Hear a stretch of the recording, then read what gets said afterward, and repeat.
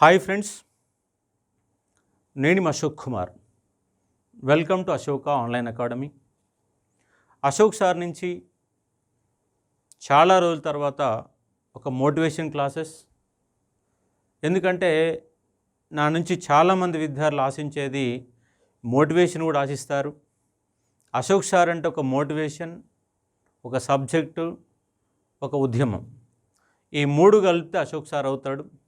ఏ టైంలో ఏది అవసరమో దానికి అనుగుణంగా మారడం అనేది నేను మారుతూ ఉన్నాను. ఆ నేపథ్యంలో గ్రూప్ 2 పోస్టుల పెంపు ఉద్యమం కాస్త చివరికి పోస్ట్పోన్ ఉద్యమంగా కొందరి కుట్ర వల్ల మారిపోయింది.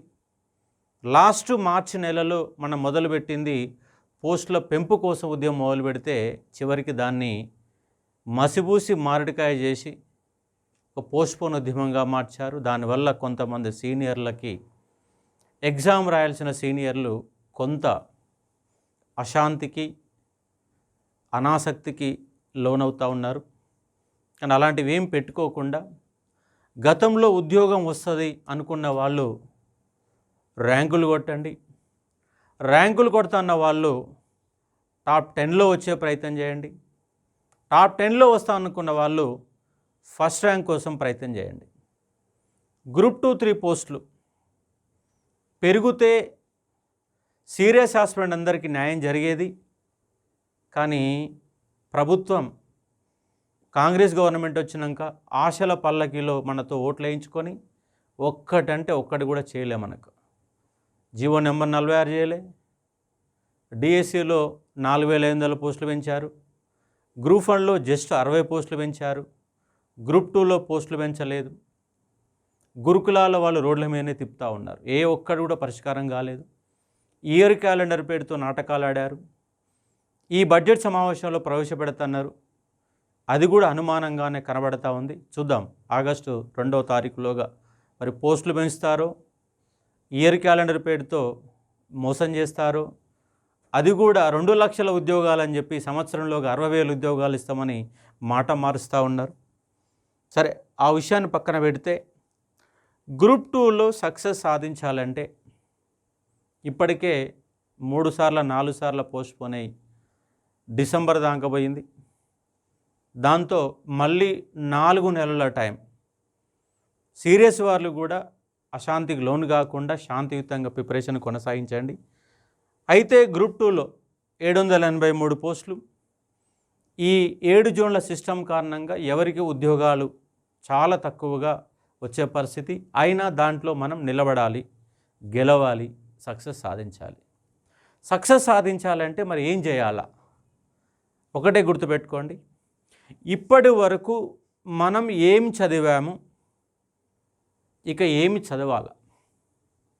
ఇప్పుడు మనం ప్రజెంట్ సిచ్యువేషన్లో అంటే జూలై ఈ 31కి మనం ఏ సిచ్యువేషన్లో ఉన్నాము, ప్రస్తుత పరిస్థితి ఏంటి, వచ్చే 4 నెలల్లో మనము మార్గనిర్దేశకత్వం ఎలా చేసుకోవాలి?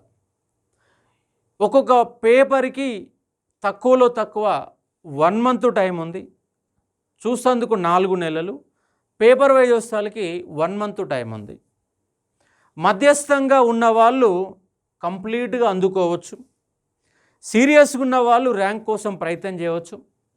ఇప్పుడే మొదలు పెడితే అందుకుంటామంటే కష్టమైన పని. కాబట్టి సీరియస్ ఆస్పిరెంట్స్ అనేవాళ్ళు ఒకటే గుర్తుపెట్టుకోండి, మనం ప్రజెంట్ సిచ్యువేషన్, భవిష్యత్తు 4 నెలల టైం, ఈ రెండింటి మధ్య ఒక బ్యాలెన్సింగ్, ఒక పేపర్ని మనం తయారు చేసుకోవాలి.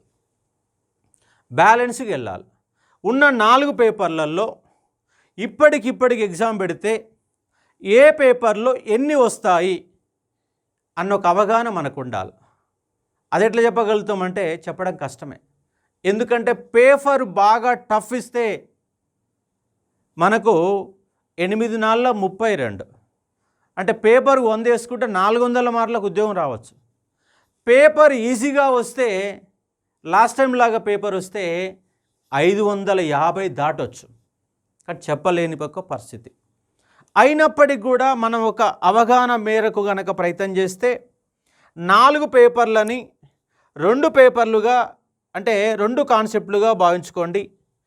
పేపర్ 1 పేపర్ 3 ఒక కాన్సెప్ట్ అనుకుంటే, పేపర్ 2 పేపర్ 4 అనేవి మరో కాన్సెప్ట్గా అనుకోండి. ఎందుకంటే పేపర్ 1లో యావరేజ్గా 80 మార్కులు వస్తాయి.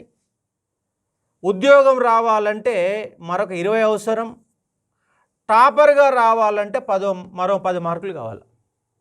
ప్రజెంట్ వరెస్ట్ సిచ్యువేషన్లో ప్రిపరేషన్లో ఉన్న వాళ్లకు 80 మార్కులు వస్తాయి. ఉద్యోగం రావాలంటే ఇంకో 20 మార్కులు పెంచుకోవాలి, 20 మార్క్స్. ఎందుకంటే దాంట్లో 11 అంశాలు ఇచ్చారు. 11 అంశాలు ఇచ్చారు. వాస్తవంగా 11 అంశాలు లేవు అక్కడ. అంశాల వారిగా చూస్తే 8 ఉన్నాయి.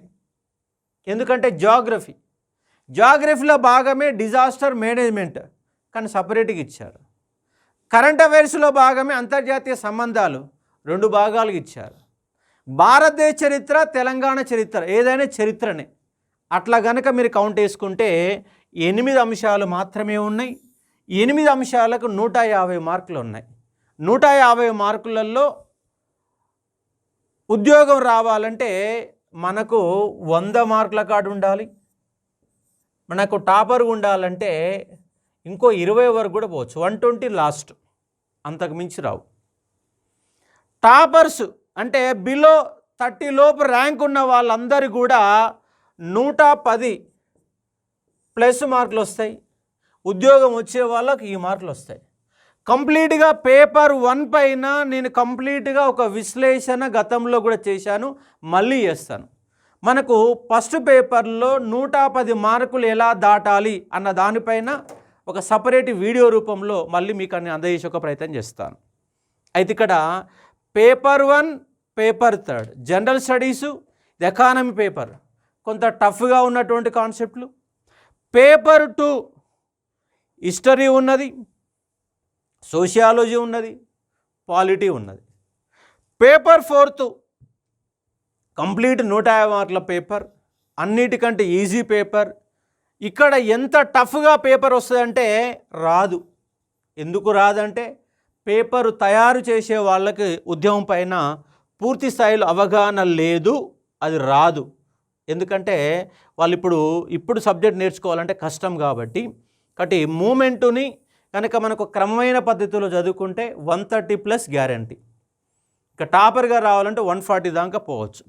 ఎంత టఫ్ ఇచ్చినా 120+ గ్యారంటీ వస్తాయి. అయితే నేను ఏమంటున్నంటే ఈ గ్రూప్ 2 పైన ఒక 4-5 వీడియోల రూపంలో మీకు ఇస్తాను. ఇవాళ ఒక కాన్సెప్ట్ పైన ఇస్తాను. ఏం చేయాలా 4 పేపర్లని అని కనుక మీరు భావిస్తే, ఈ 4 పేపర్లలో ఖచ్చితంగా పేపర్ ఎలా వచ్చినా మనం గెలవాలంటే 2 కాన్సెప్ట్లలో తయారు కాండి. ఒకటి బేసిక్స్, 2 కాన్సెప్ట్. ఎందుకంటే లాస్ట్ టైం గ్రూప్ 1 2 సార్ల పేపర్లు కూడా కాన్సెప్ట్ బేస్డ్లో వస్తే, మొన్న రాసిన గ్రూప్ 1 ప్రిలిమ్స్ ఎగ్జాము బేసిక్స్ లెవెల్లో ఇచ్చారు. 2 సార్ల కాన్సెప్ట్ వచ్చింది, ఈసారి బేసిక్స్ అంటే డాటా బేస్లో అడిగారు, కాన్సెప్ట్ అడగల. దాని కారణంగా సీరియస్ ఆస్పిరెంట్లు ఎవరు కూడా గ్రూప్ 1 మెయిన్స్లో రాకుండా ఎగిరిపోయారు. గ్రూప్ 2 చదివిన వాళ్ళు, ఎస్ఐ కానిస్టేబుల్ చదివిన వాళ్ళందరూ కూడా గ్రూప్ 1 మెయిన్స్కి వచ్చారు. వాళ్ళు ఇప్పుడు మెయిన్స్ రాస్తారంటే రాయరు, రాసే వాళ్ళు రాకుండా అడ్డుకోగలిగారు. అది మాత్రం సత్యం. అందుకే నేను ఏమంటున్నంటే బేసిక్స్ కాన్సెప్ట్ 2 ఉండాలి. నా బేసిక్సే వస్తాయంటే పేపర్ కాన్సెప్ట్ అడుగుతూ ఆగమవుతాం. ఓన్లీ కాన్సెప్టే చదువుకుంటా, ఎందుకంటే లాస్ట్ టైం గ్రూప్ 2లో బాగా కష్టపడ్డ వాళ్ళు కాన్సెప్ట్ పైన బలంగా సబ్జెక్ట్ నేర్చుకున్న వాళ్ళంతా ఆగమయ్యారు. లాస్ట్ 6 నెలల్లో గట్టిగా చదివిన వాళ్ళంతా, బేసిక్స్ చదివిన వాళ్ళంతా ఉద్యోగాలు కొట్టారు. ఎక్కువ 80% ఆఫ్ 2 చదివిన వాళ్ళు నిలబడ్డారు. అందుకే మీరు ఫస్ట్ ప్రతి దానిపైన బేసిక్స్ అంటే ఉదాహరణకు పాలిటీ ఉంది, 395 ఆర్టికల్స్ రావాలి. ఆర్టికల్స్ ఆధారంగా సబ్జెక్ట్ అనేది మనకు కంపల్సరీగా పడుతుంది. బాగా లేనిది ప్రతి ఆర్టికల్, ఉదాహరణకు స్థానిక సంస్థలు ఉన్నాయి, స్థానిక సంస్థలు అనే ప్రతి ఆర్టికల్ మన మైండ్లో ఉండాలి. 395 ఆర్టికల్స్ ఉండాలి.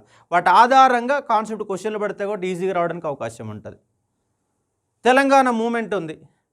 ప్రతి తేదీ, ప్రతి కమిటీ, ప్రతి జీవో, ప్రతి సూత్రం మన మైండ్లో ఉంటే వద్దన్నా 100 మార్కులు సింపుల్గా మనకు బేసిక్స్ పైన క్వశ్చన్ రావడానికి అవకాశం ఉంది. అందుకే నేను ఏమంటున్నంటే బేసిక్స్ పైన బాగా దృష్టి పెట్టండి. బేసిక్స్ అనే బట్టే ప్రయత్నం చేయాలి. బట్టి పట్టడం అంటే ఏం లేదు, 1కి 4 సార్లు చదవడమే బట్టి పట్టడంగా పిలుస్తాం.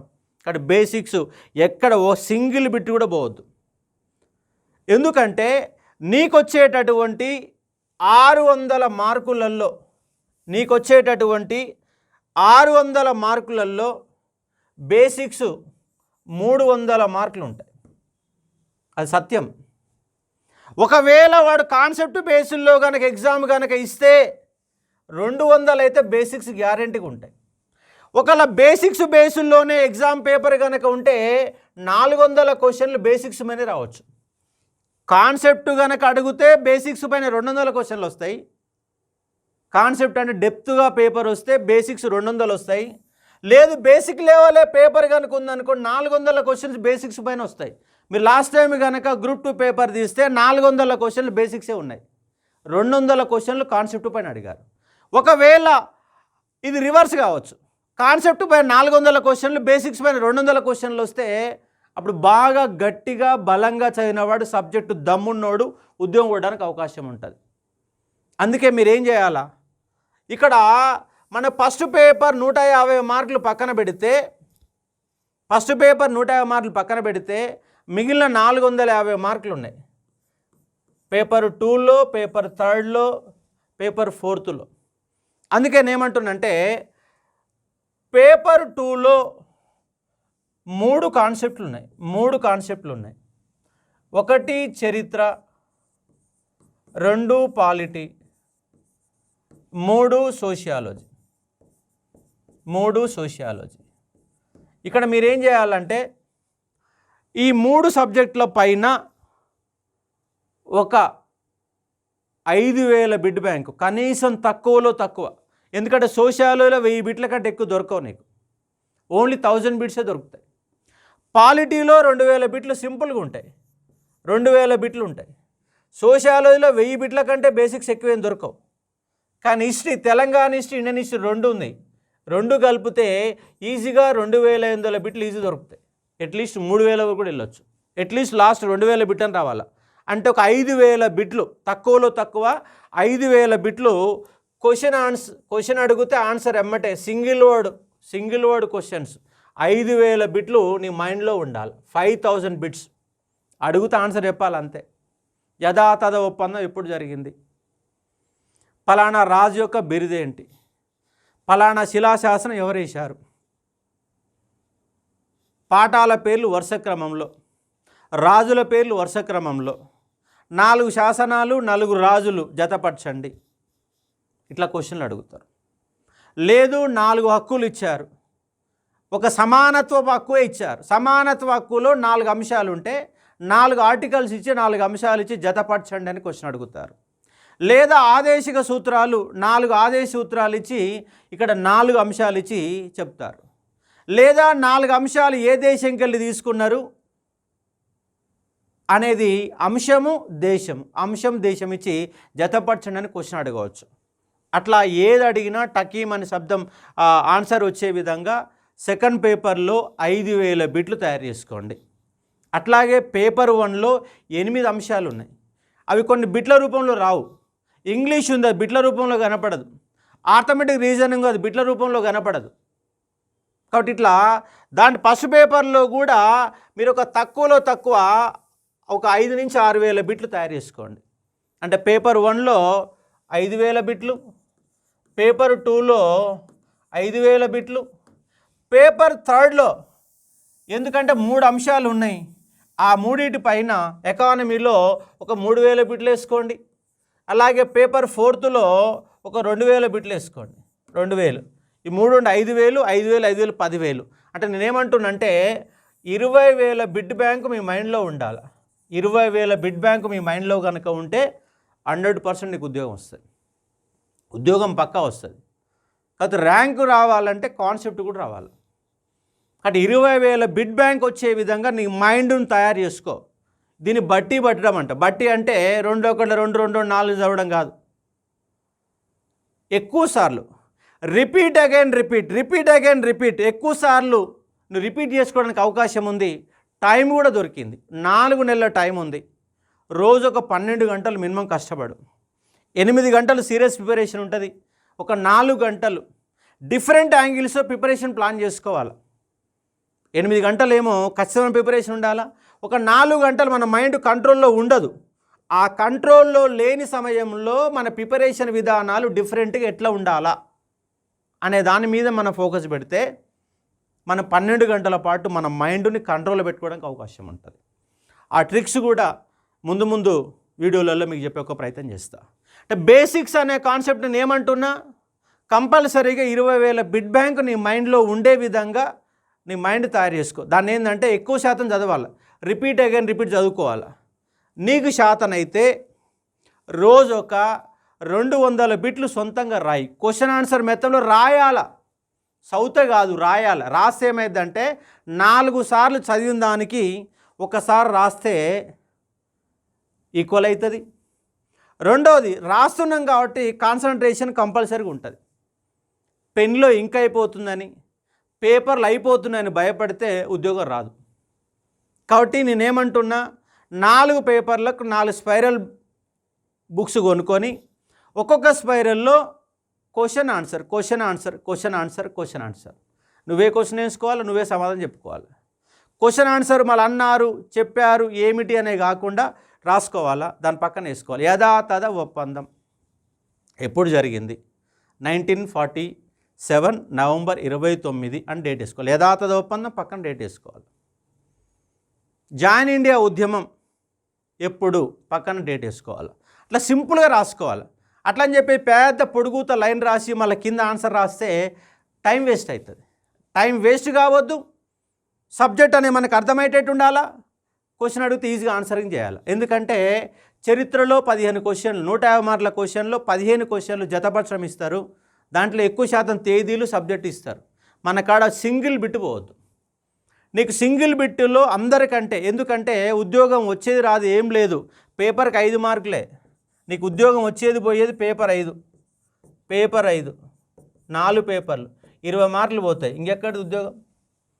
వచ్చిన వాడికి రాని వాడికి పోయే తేడా పేపర్కి 5. 5 మార్కులు కూడా ఎట్లా పోతాయి అంటే నీకు తెలిసిన బిట్లే పోతాయి. తెలుసు, నీకు ఆన్సర్ తెలుసు, క్వశ్చన్ తెలుసు, కానీ నీ అతి జాగ్రత్త వల్ల బిట్లు పోతాయి. జాగ్రత్త లేని కారణంగా బిట్లు పోతాయి. కాబట్టి మనము జాగ్రత్త పడాల్సింది పేపర్కు 10 మార్కులే. ఇప్పుడు ఆల్రెడీ చదివి మీరు ఉన్నారు, అంతా అయిపోయింది. ఎందుకంటే ఇది ఎప్పుడో జరగాల్సిన ఎగ్జామ్, లాస్ట్ ఇయర్ జరగాల్సిన ఎగ్జామే. కాబట్టి నేనేమంటున్నానంటే పేపర్కు 10 మార్కులు ఎలా పెంచుకోవాలి అని మీరు ఆలోచన చేయండి. అంతే. ఈ 40 మార్కులు నీ జీవితాన్ని మొత్తం మార్చేస్తే పేపర్కు 10, ఎక్కువ ఏం లేదు. 10 మార్క్స్. ఆ 10 మార్క్స్ బేసిక్స్ పైనే దృష్టి పెట్టే ఒక ప్రయత్నం చేయండి. ఇది మొదటి పాయింట్. రెండవది ఏంటంటే కాన్సెప్ట్. మరి ఏంటి కాన్సెప్ట్ అంటే ఆపరేషన్ పోలో కారణాలు అన్నప్పుడు కాన్సెప్ట్ వస్తుంది. దాంట్లో డేట్లు మెయిన్ పాయింట్స్ వచ్చినప్పుడేమో బేసిక్స్ వస్తుంది. దాని లోతుగా విశ్లేషణ చేసినప్పుడు అంటే కాన్సెప్ట్ ఏంటంటే మనకు ఈ క్రింది వాణిలో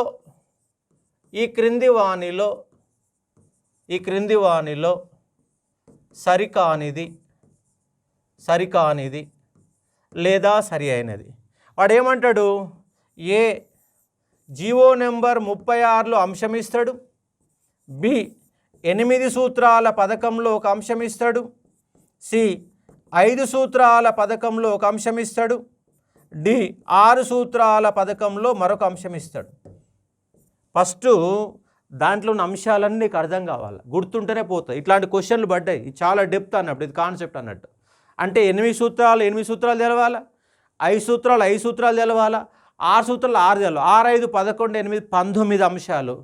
జీవో నెంబర్ 46లో మరొక 6 అంశాలు వేసుకో. అంటే నీకు ఇక్కడ 25 పాయింట్లు తెలిస్తేనే ఈ క్వశ్చన్కి ఆన్సర్ తెలుస్తుంది. 25 పాయింట్స్, 25 పాయింట్ల పైన అవగాహన ఉండాలి. ఎందుకంటే జీవో నెంబర్ 46లో దీంట్లోకి 5, 6 అంశాలు 6 వేసుకో, దీంట్లోకి 8, దీంట్లోకి 5, దీంట్లోకి 6, మొత్తం కలిపితే 25 అంశాలు వస్తాయి. 25 అంశాల పైన నీకు అవగాహన ఉంటేనే ఈ క్రింది వానిలో సరికాని దానికి నువ్వు ఆన్సర్ చేయగలుగుతావు. That is the concept. అందుకే నువ్వు చదివేటప్పుడు మొత్తంగా చదవాలా, దాన్ని విడదీయాలి, మొత్తంగా విడదీయాలి.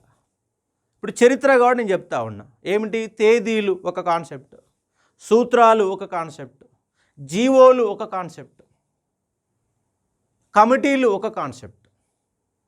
అట్లా 7గా డివైడ్ చేసుకుంటే ఒక ఉద్యమ చరిత్రలో ఒక 15 అంశాల ఆధారంగా తెలంగాణ హిస్టరీలో 27 అంశాలు నేను గతంలో క్లాస్ చెప్పాను.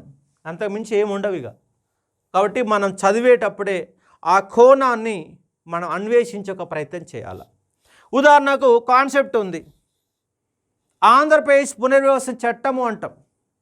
అలా క్వశ్చన్ పడ్డది అంటే ఆన్సర్ పోతుంది, రాదు, నీకు బిట్టు పోతుంది. అది బిట్టు పోకుండా ఉండాలంటే ఏముండాలా? ఉన్నాయి 108 పాయింట్లు ఉన్నాయి. దాంట్లో షెడ్యూల్స్ ఉన్నాయి. షెడ్యూల్ని డివైడ్ చేసుకో. 108 అంశాలు ఎన్ని రకాలు ఉన్నాయి?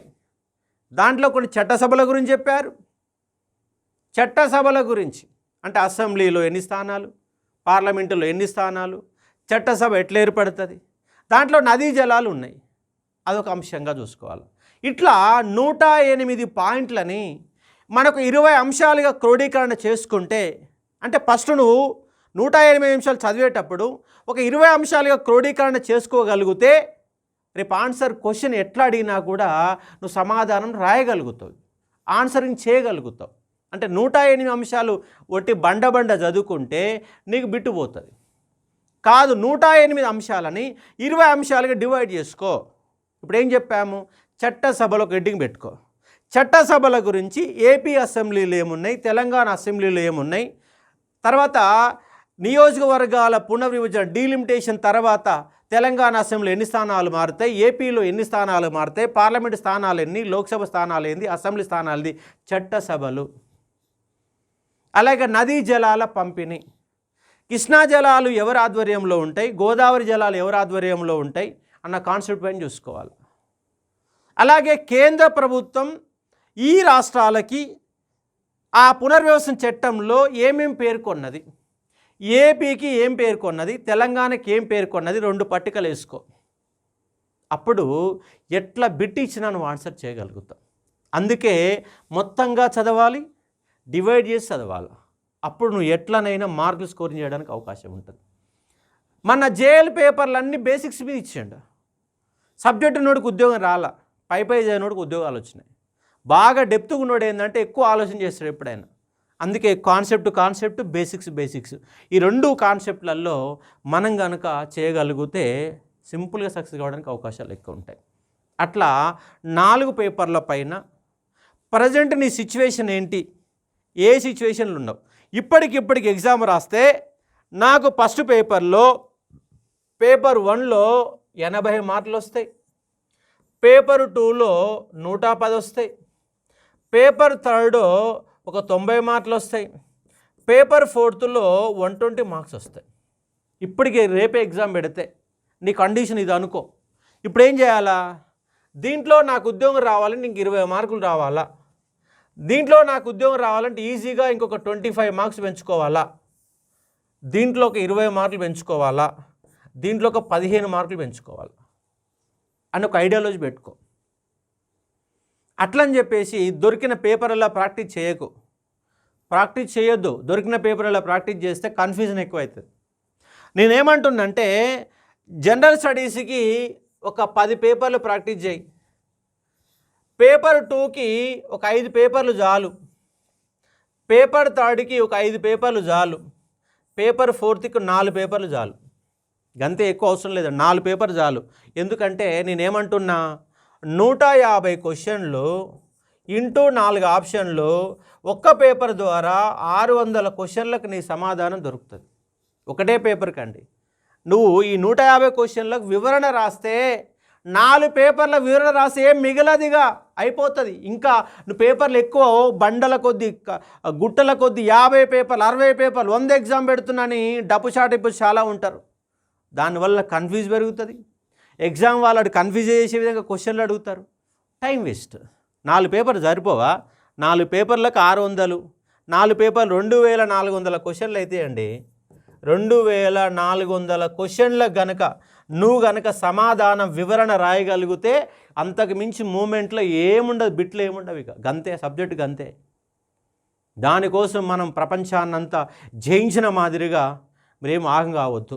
5 పేపర్లు సరిపోతే ఎక్కువ అవసరం లేదు. కానీ ఆ 5 పేపర్లకు క్షుణ్ణంగా పాయింట్ టు పాయింట్ వివరణ రాసుకోగలిగితే మొత్తం సబ్జెక్ట్ నీకనే ఉంటుంది, ఎక్కడికి పోదు. అందుకే సిలబస్ని బేసిక్స్, కాన్సెప్ట్ అన్న 2 కోణాలు చూసుకొని బేసిక్స్ని మళ్ళీ చూసుకొని ప్రతి చాప్టర్ కింద మీరు బేసిక్స్ రాసుకుంటూ వెళ్ళిపోతే, బిట్ల రూపంలో రాసుకుంటూ వెళ్ళిపోతే బేసిక్స్ అన్ని మైండ్లో ఉంటాయి. సబ్జెక్టు చదివేటప్పుడు ఎక్కడ కన్ఫ్యూజ్ గురవుతున్నాం, ఎక్కడ పోవడానికి అవకాశం ఉంది, ఎక్కడైతే నీకు సబ్జెక్టు బోర్ కొడుతుంది, చదవబుద్ధి కావట్లేదు అంటే ఆడ ఓపిక చేసుకో. నీ చదవబుద్ధి కావట్లేదు అంటే చైర్ మీదకి లేచిపోయి ఒక 5 నిమిషాలు బయట తిరిగి వచ్చి మళ్ళీ కూర్చో. ఎక్కడైతే చదవబుద్ధి అయితే లేదో ఆడనే నేను ఆగం చేస్తుంది.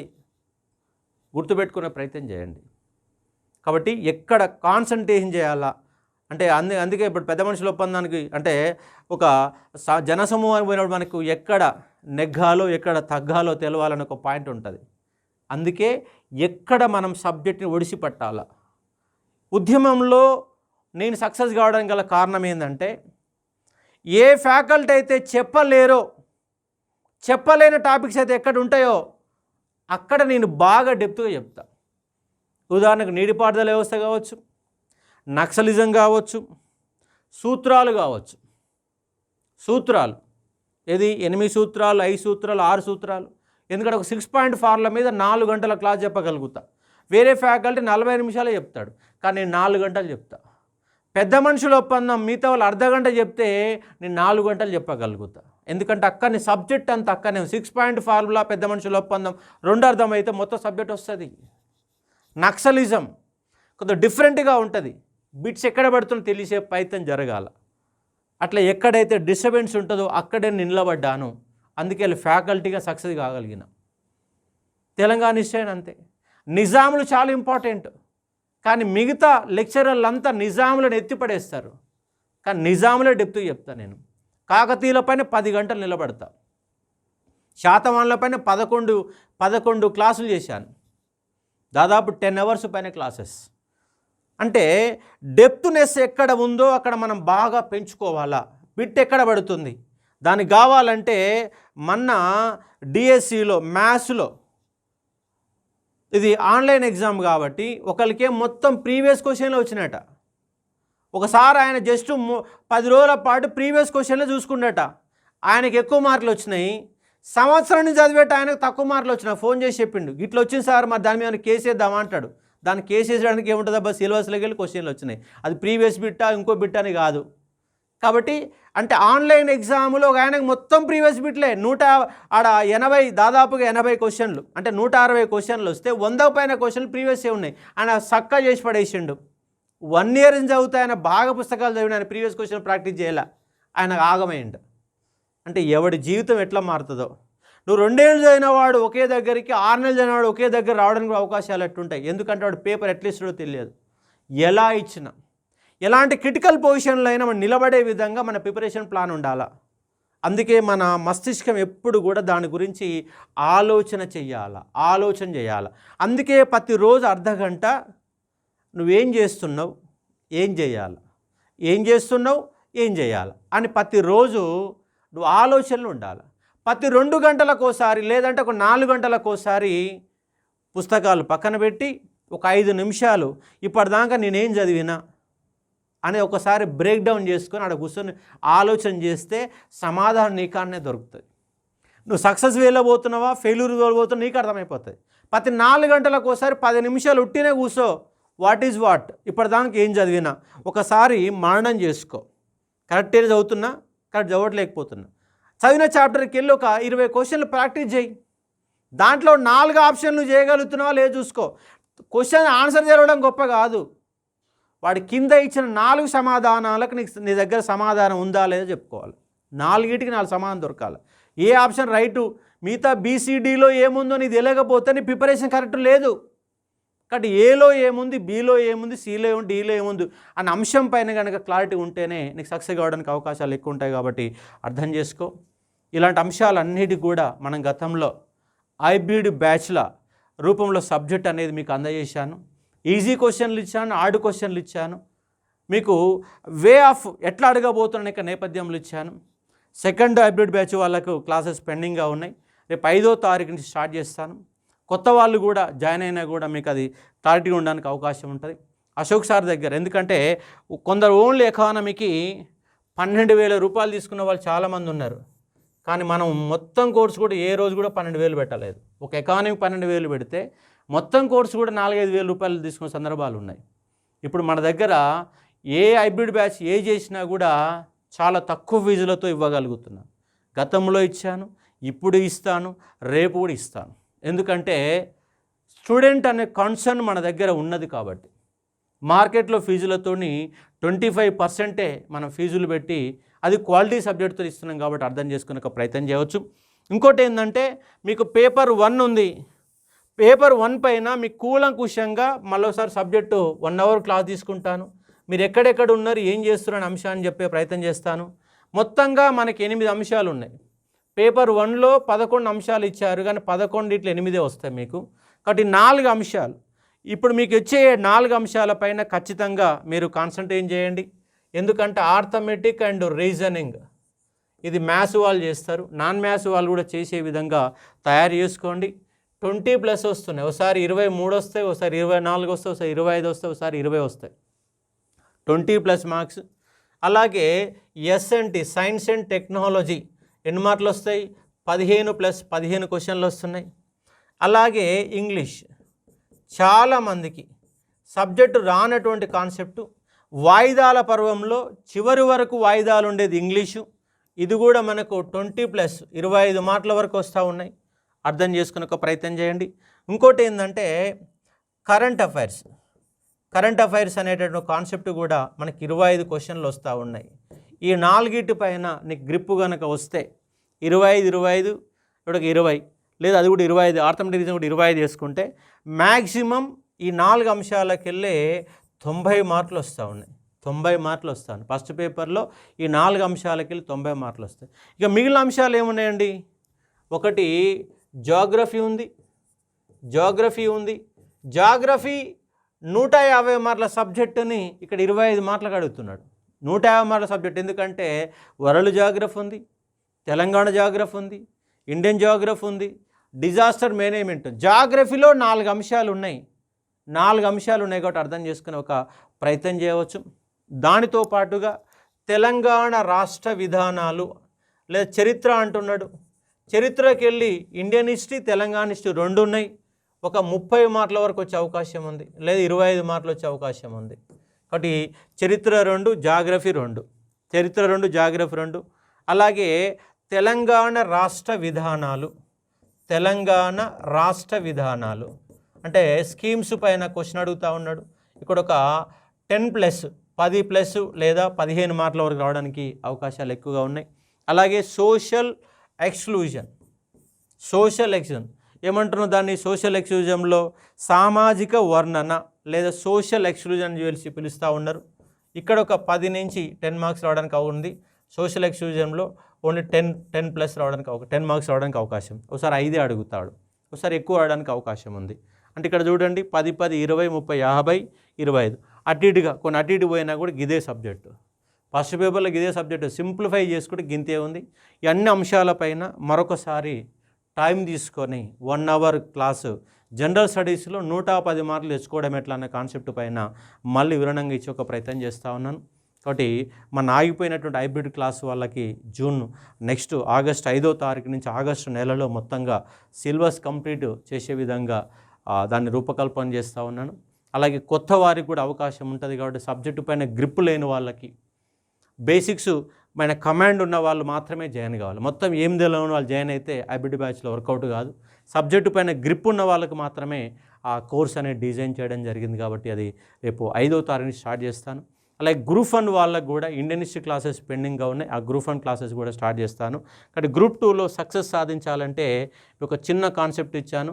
బేసిక్స్ పైన, కాన్సెప్ట్ పైన, 2 అంశాల పైన మనకు అనాలిసిస్ ఉన్నప్పుడు మాత్రమే సాధ్యమవుతుంది. కాబట్టి అర్థం చేసుకోండి. పేపర్ వైజ్గా, సబ్జెక్ట్ వైజ్గా మీకు ఇచ్చే ఒక ప్రయత్నం చేస్తాను. కాబట్టి ఇక్కడ మీకు పేపర్ 1, పేపర్ 3 కొంత ఆడుకోరిగా మనకు కనబడతా ఉన్నాయి. పేపర్ 1, పేపర్ 3 ఆడుకోరిగా ఉంటే పేపర్ 2, పేపర్ 4 అనేవి ఎక్కువ స్కోరింగ్ సబ్జెక్టులుగా ఉండడానికి అవకాశం ఎక్కువ ఉంది. కాబట్టి అన్నిటిపైన రెగ్యులర్గా మీకు ఇచ్చే ఒక ప్రయత్నం చేస్తాను. ఇది ఉన్నటువంటి సందర్భం.